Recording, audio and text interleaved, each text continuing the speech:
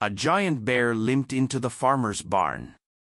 What it was trying to save will break your heart.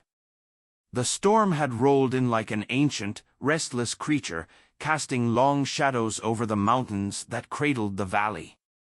Dark clouds churned above the horizon, blocking out the sun and dimming the already muted landscape. The wind howled through the trees, snapping the branches as though the forest itself were trying to escape the coming chaos. Within this wild, unforgiving place sat an old cabin, its stone hearth barely flickering with a weak fire, the only light in the darkening world. David Lennox, a man worn by years of solitude, sat in his favorite chair by the window, watching the storm grow stronger. A former wildlife photographer turned recluse, David had retreated to the heart of the wilderness years ago, seeking solace after a life-altering tragedy. His once thriving career had been overshadowed by grief, and the woods, though brutal, offered a peace his restless mind craved. His fingers drummed against the edge of his mug, worn smooth with use. He didn't fear the storm, he had weathered far worse, but something gnawed at him, a feeling he couldn't shake. Something's coming, he thought. It wasn't the storm but something else. Something alive. Something desperate. David's breath misted in the cold air, mixing with the scent of wet pine and cedar. He leaned back in his chair, squinting into the swirling storm outside, wondering if his instincts were right. A deep, primal sensation crawled up his spine, a feeling he couldn't explain. Something in the air felt off, something far beyond the relentless pressure of the storm. The forest, usually so full of life, seemed strangely quiet. Too quiet. Then, the sound came. At first, it was distant, barely a whisper against the wind, a soft scraping, like the heavy shuffle of something large dragging itself through the underbrush. David froze, his hand stilling on his mug. He could hear the sounds of desperate breath, the unmistakable, raspy wheeze of an animal in distress. His heart skipped. He wasn't just hearing the storm anymore. The weight of fear settled over him, and he could sense it, life-threatening desperation. An emergency. He stepped toward the door, his boots heavy on the creaking wooden floor. The wind howled outside, a deafening scream that rattled the cabin's frame. David paused. The barn? He hadn't seen anything out there when he'd checked earlier, but now, the sound seemed to be coming from that direction. His eyes flicked to the storm, torn between caution and a deep instinct to help. He knew the wilderness as well as he knew his own heart. If something was out there struggling, it could be dangerous. But then again, it was his responsibility, wasn't it? It wasn't just the life of an animal he was hearing. It was the cry of something desperate for help. And that made it personal. He grabbed his jacket, tugging it over his shoulders, and stepped out into the night, the door slamming shut behind him. The wind struck him like a physical blow, but it wasn't the freezing temperatures or the violent gusts that chilled him. It was the uncertainty. The knowledge that whatever was in the storm, whatever was dragging itself toward his barn, was struggling to survive. David's boots crunched in the snow as he made his way down the path. The trees groaned under the weight of the storm, their limbs bending and swaying in a haunting rhythm. In the distance, the barn came into view, its silhouette faint against the gray, storm-filled sky. He could hear the sound of the animal more clearly now, sharper, closer. It was heavy. Too heavy for the normal wild animals he was used to seeing in these parts. And then, through the whirling snow, he saw it. A massive shape, darker than the night itself, limping toward the barn, its back hunched with exhaustion. But it kept moving. Slowly. Painstakingly. Through the deep snow, dragging one leg behind. The bear. The huge creature had now limped into his barn. David's pulse quickened. It was a grizzly, one of the largest he'd ever seen. Its fur was matted and soaked in snow. But it wasn't just the bear's size that struck him. It was the anguish in its movements. Its eyes, wide with terror, glanced over its shoulder every few steps, as though it feared something might be chasing it. David's heart thudded in his chest. The bear didn't belong here, not in the storm, not in this condition. It was hurt. Badly. Blood stained the snow where it had walked, dark and thick. David could see the limp in its gait, the heavy panting that echoed in the silence of the forest. This was a creature that had fought for its life. That was fighting for it still.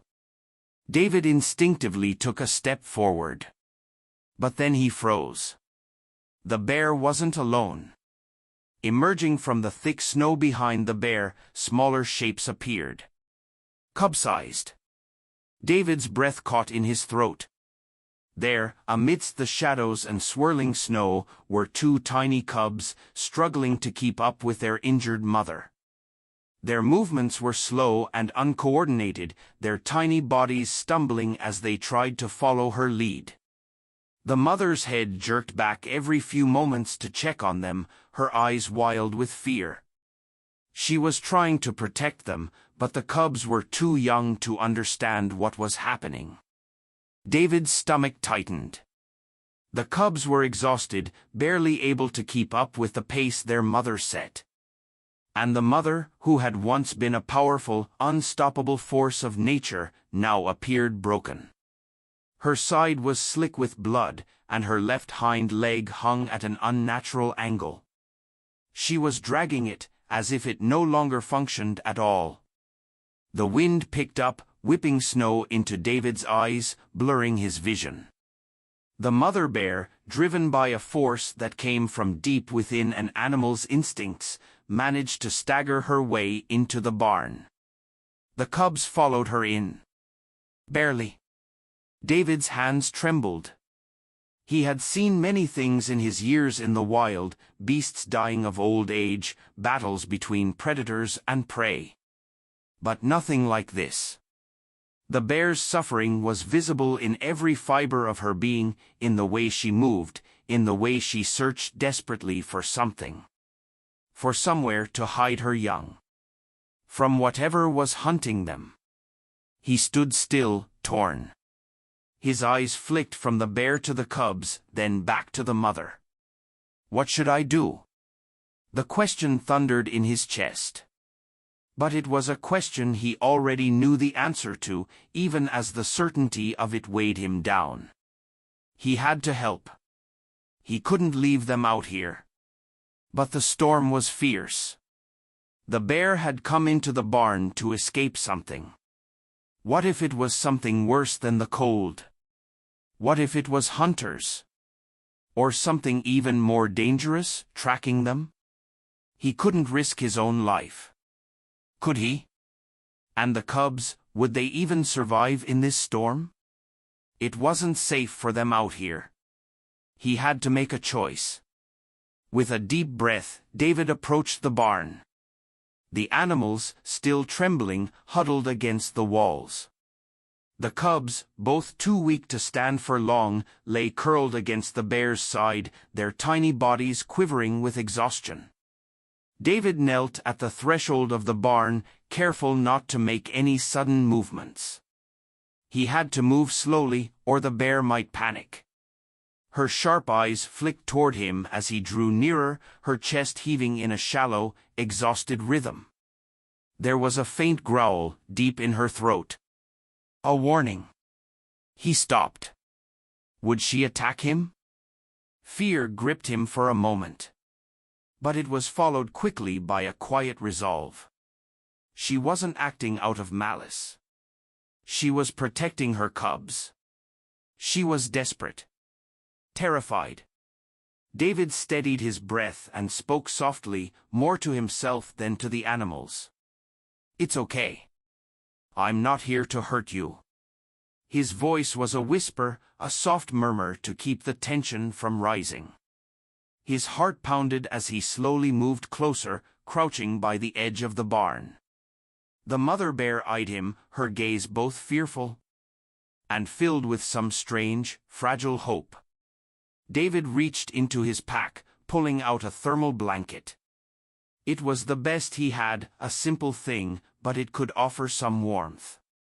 His hand shook as he extended it toward the bear, who didn't flinch this time. The cubs stirred at the sound of his movements, their little bodies weakly crawling toward the warmth he offered. He smiled gently, his fingers brushing the cold, wet fur of one of the cubs. And in that moment, the bear mother let out a low, long sigh, not of relief, not of gratitude, but of something deeper. It was the sound of a creature who had fought and lost, who had no more strength to keep going. David's eyes welled up, but he blinked hard against the sting of tears. The storm outside raged, but inside the barn, David could feel a heavy weight settle in the pit of his stomach. There was no going back from this now. He couldn't leave them. He couldn't. David stood at the threshold of the barn, his mind a whirlwind of thoughts and fears. The storm outside howled its fury, rattling the barn's wooden walls, but the storm was nothing compared to the internal one raging within him. What should I do? He knew the weight of his decision.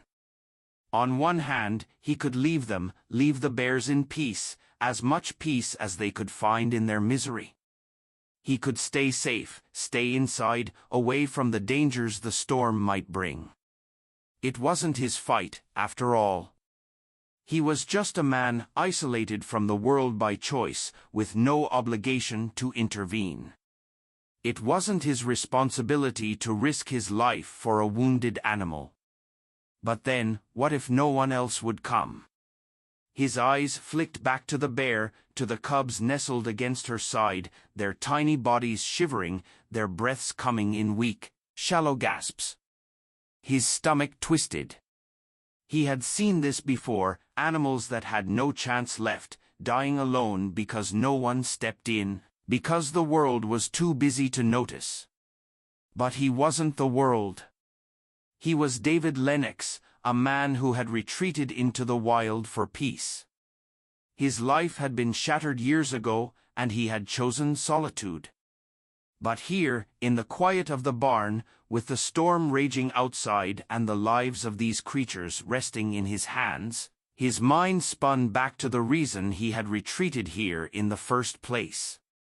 He had once been a man who believed in making a difference, who believed that even one life mattered. But this isn't just one life, is it? David's pulse quickened as the full weight of the situation settled over him. The bear was more than just an animal in pain, she was a mother. And her cubs? They were innocent, small, and helpless. They depended on her. On him now, just as much as he had once depended on the world. Could he just walk away? The doubt gnawed at him, but the images of the bear's suffering, of the helpless cubs trembling at her side, wouldn't leave him. He knew he couldn't turn away. Not this time. You should stay inside. It's too dangerous, the voice in his head urged him. But David gritted his teeth. No. The danger was already here. The bear's blood. The cub's exhaustion. It was too much. David exhaled sharply and ran a hand through his hair, pacing in the dim light of the barn. The barn was a small space, cramped, stuffy, with only a few small openings for ventilation. His eyes scanned the interior, looking for something, anything that might help. The blanket he had brought was barely large enough to cover the cubs, let alone the mother. But he could make it work. He could create shelter. He could protect them. At least for the night. But what if the storm didn't let up? What if they were stuck here for days? What if something else found them? His chest tightened. The reality of the situation was sinking in. He was alone. He had no support. There were no rangers. No help on the way. And if the bear's injuries were too severe, he might not be able to save her. What if you make it worse? The voice asked again. His gaze flicked to the door. The storm outside was relentless, howling and fierce. But the choice was his to make. Should I try to get them to safety? Should I risk my own life for them? The answer hit him like a stone to the chest. He couldn't live with himself if he walked away. I won't leave them. David's heart thundered in his ears as he approached the bear, whose eyes followed him with a mixture of trust and desperation. She let out a soft whine, her massive chest rising and falling with every breath. The pain was written on her face, her side was torn open, the blood still fresh. The wound was deep. He knelt beside her, his fingers brushing against her fur. She flinched but didn't recoil. She had no more fight left in her. Her strength had been spent on her cubs, on surviving the storm. David swallowed hard, knowing the risks of what he was about to do. The bear could lash out at any moment. Focus. Just focus. He pulled out his knife, a simple tool, but it would do. Slowly, carefully, he began cutting away strips of cloth from his jacket. He needed to tend to her wound, to stop the bleeding, to stabilize her for however long they would be trapped here together. The bear's whines grew softer, her breath slower. She was losing strength. Her eyes, once wide with fear, were now dull with fatigue. David's hands shook as he worked, his fingers fumbling with the cloth. His mind raced, but he couldn't afford to panic.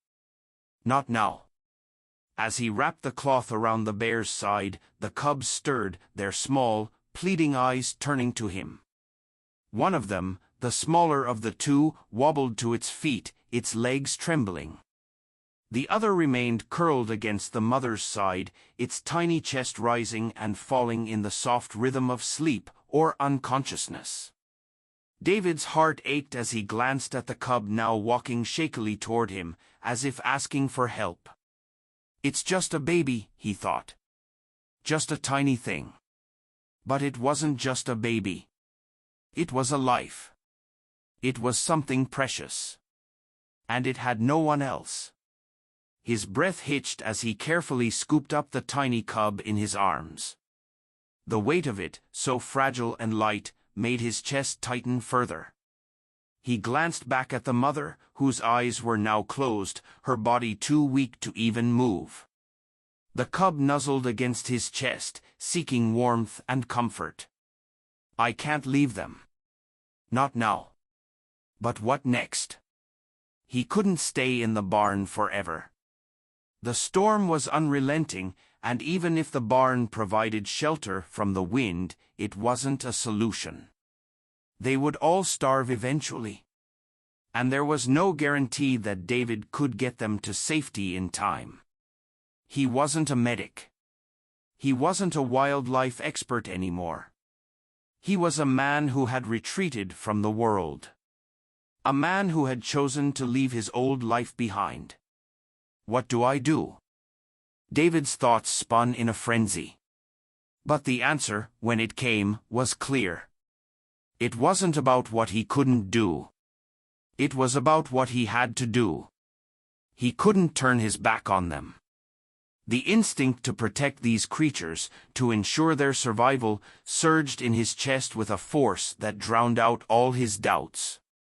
With trembling hands, he reached for his flashlight. His voice, hoarse and uncertain, broke the silence. Come on, then. Let's get you all out of here. It wasn't a perfect plan. It wasn't a guarantee. But it was all he had. The storm was a deadly force. But so was the will to survive. And if he could just make it through the night, if he could just get the mother and cubs to safety, he would find a way to keep them alive. David took a deep breath and gathered what little resolve he had left. The first step was always the hardest. But he had already chosen his path. He would risk everything to save them. To make sure they didn't die in the storm. He wasn't a man who could stand by and watch helplessly anymore. Not this time. Not when it mattered. The door creaked as he forced it open, the wind rushing in with a ferocity that almost knocked him back. But he didn't hesitate. He steadied himself, holding the bear cub in one arm and the flashlight in the other. The journey ahead was unclear. But he knew one thing for certain. He was going to fight for them. And the storm could not take that away. The storm raged on for hours, its fury never letting up. But David didn't stop, he couldn't. With the cub nestled tightly in his arms and the injured mother trailing behind him, each step was a fight against the wind, the biting cold, and the snow that seemed to fall in endless sheets. The barn had offered temporary shelter, but the night outside was growing darker, colder, and more dangerous by the minute. His flashlight barely cut through the dense storm, but it was enough to guide him along the winding path toward the small outbuilding he'd built years ago for just such emergencies. It wasn't much, a humble shed, more of a storage space, really, but it had sturdy walls and a roof that could withstand anything short of a blizzard. The warmth of the fire he'd stoked earlier was a distant promise in his mind, urging him to keep moving. With each step, David's heart raced, not just with fear but with an overwhelming sense of responsibility. The cub, weak but alive, clung to its mother for dear life. She was struggling, every step a slow, labored effort, but she pushed on, driven by some unyielding primal need to protect her young. David could see the strain in her movements, her body beaten down by the injuries she had sustained. But she never faltered. It was as if she knew that survival, hers and her cubs, lay on the other side of the storm. The shed came into view, a small oasis amid the chaos of the blizzard. David's breath came in shallow bursts, his body nearly as exhausted as the bear's. But something deeper than fear was pushing him forward now, something that had ignited in him the first moment he had seen the bear limp into his barn. A fierce, unshakable will to protect.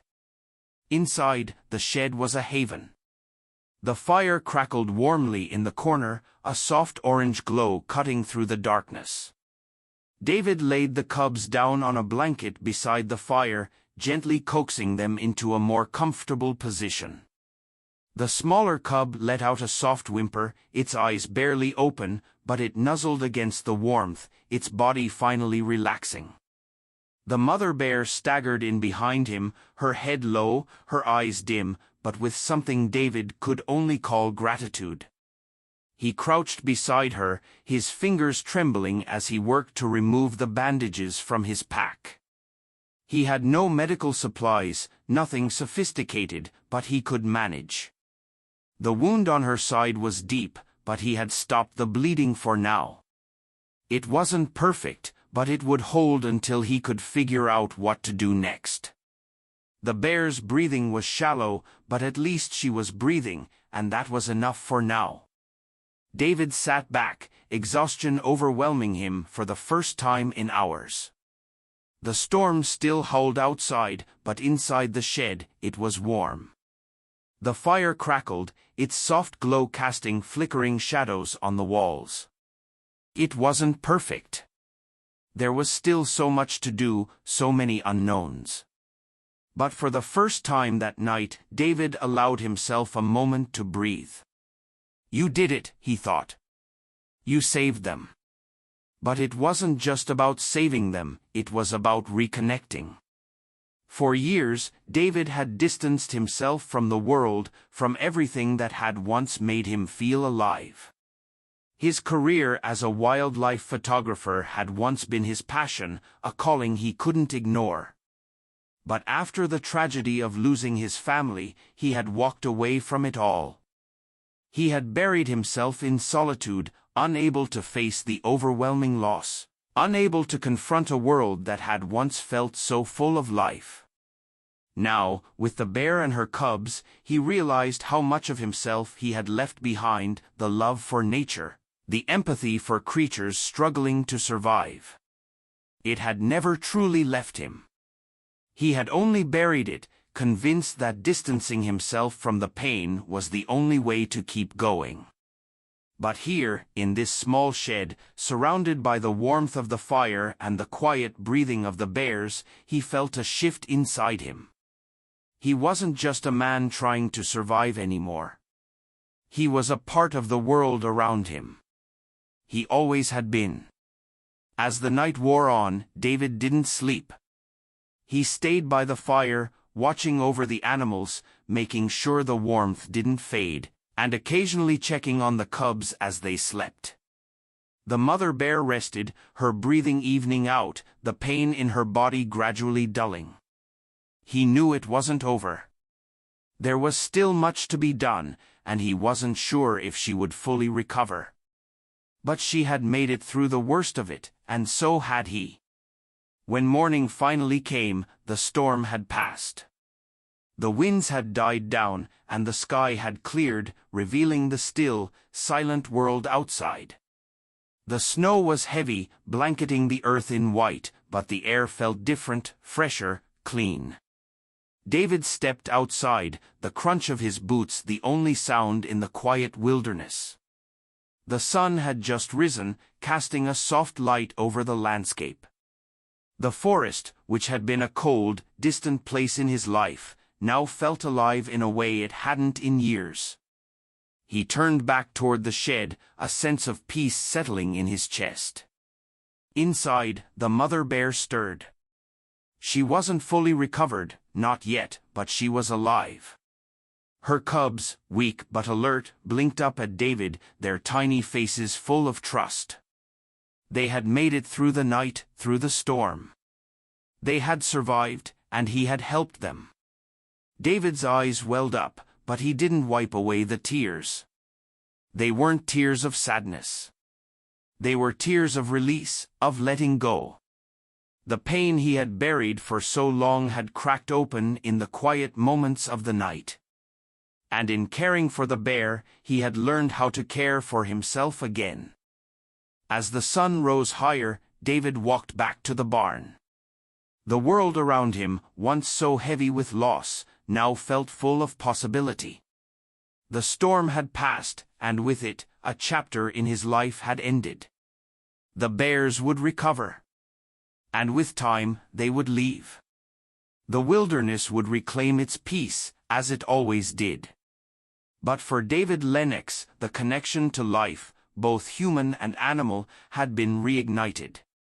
And no storm, no grief, could take that from him again.